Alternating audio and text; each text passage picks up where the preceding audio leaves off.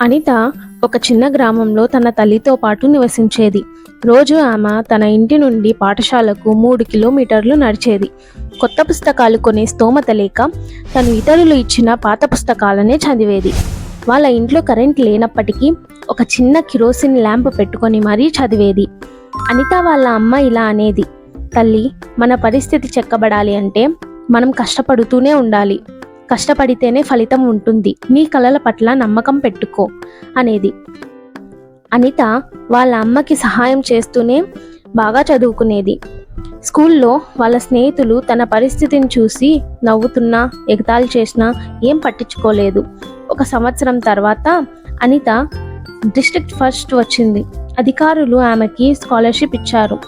కొన్ని సంవత్సరాల తర్వాత ఆమె బాగా చదువుకొని డాక్టర్ అయ్యింది. తన తల్లి కళ్ళల్లో ఆనంద బాష్పాలు వచ్చాయి. ఆమె స్కూల్కి వచ్చి పిల్లలతో ఇలా అనింది, నాకు ఇల్లు లేకపోయినా ఆశలు, ఆశయాలు ఉన్నాయి.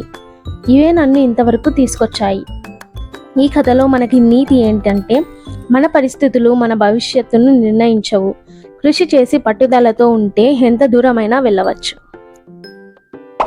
మా వీడియో నచ్చినట్టయితే సబ్స్క్రైబ్ చేసుకోవడం మాత్రం మర్చిపోకండి.